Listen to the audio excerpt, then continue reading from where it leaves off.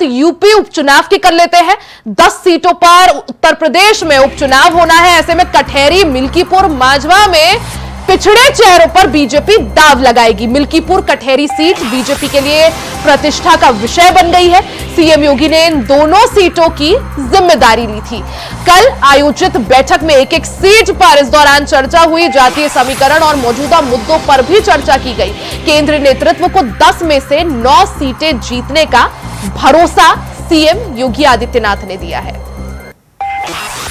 तो यूपी में उपचुनाव को देखते हुए हलचल पूरी तरह से तेज है। 1-2 दिन में चुनाव की तारीखों का ऐलान भी हो जाएगा। चुनाव की तारीखों के ऐलान के साथ ही आचार संहिता लग जाएगी।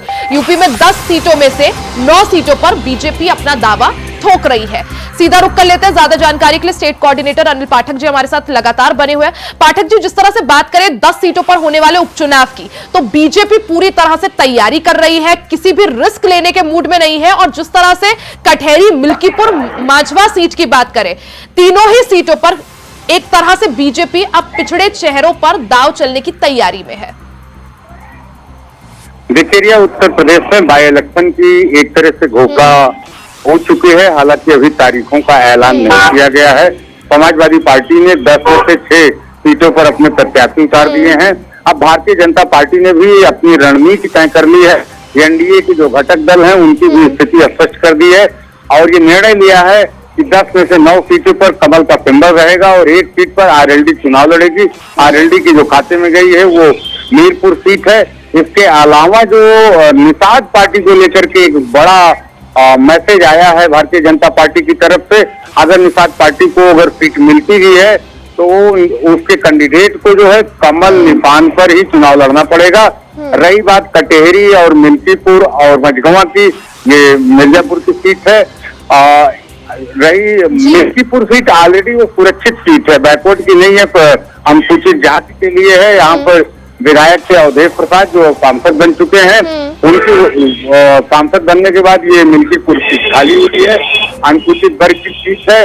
कटहरी और मिर्जापुर की सीट को लेकर के और तमाम सीटों को लेकर के अब उत्तर प्रदेश की जो सियासत है वो बैकवर्ड सेक्टर पे चलती हुई नजर आ रही है, क्योंकि अखिलेश यादव ने पीडीए का नारा दे रखा है।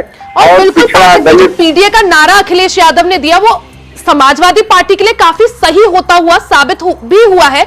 इसका उदाहरण हम लोकसभा चुनाव में देख चुके हैं। अब अगर बात करें मिल्कीपुर और कटहरी, ये 2 सीटें ऐसी हैं जो बीजेपी के लिए साख की बात बन गई है, क्योंकि खुद सीएम योगी आदित्यनाथ ने इन दोनों ही सीटों की जिम्मेदारी ली है। ऐसे में क्या समीकरण आप बनते हुए देख पा रहे हैं? देखिए, जो मिल्कीपुर सीट है रिया, ये अनुसूचित जाति की सीट है, रिजर्व सीट है। यहाँ पर जो भी कैंडिडेट होगा वो अनुसूचित वर्ग का ही चुनाव लड़ेगा। और समाजवादी पार्टी की तरफ से यहाँ पर अजीत प्रसाद जो अवधेश प्रसाद के बेटे हैं उनको उम्मीदवार बनाया गया है। भारतीय जनता पार्टी अपने मजबूत दावेदार को खोज रही है।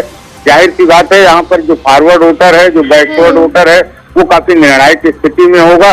मुख्यमंत्री अभी तक यहाँ पर 3 जनसभाएं कर चुके हैं, आ चुके हैं और केशव मौर्य भी एक बार जो है मिल्कीपुर का दौरा कर चुके हैं। ये प्रतिष्ठा का सीट बन गई है मिल्कीपुर।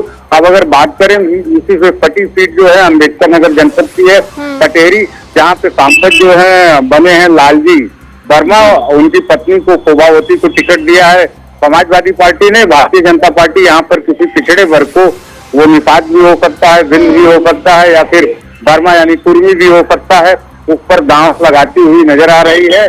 और एक स्पष्ट मैसेज है कि इस बार भारतीय जनता पार्टी भी जो 10 सीटें हैं उनमें जो है पिछड़े वर्ग के जो दावेदार हों उनको तवज्जो देगी। बिल्कुल, क्योंकि बीजेपी किसी भी तरह की रिस्क लेने के मूड में नहीं है। हालांकि उपचुनाव को लेकर 10 की 10 सीट बीजेपी के लिए काफी ज्यादा महत्वपूर्ण है। हलचल पूरी तरह से तेज है। हालांकि कब चुनाव की तारीखों का ऐलान होता है और उसके बाद कब चुनाव का शंखनाद होता है वो देखना बेहद खास और अहम होगा। अनिल जी, बहुत बहुत शुक्रिया जानकारी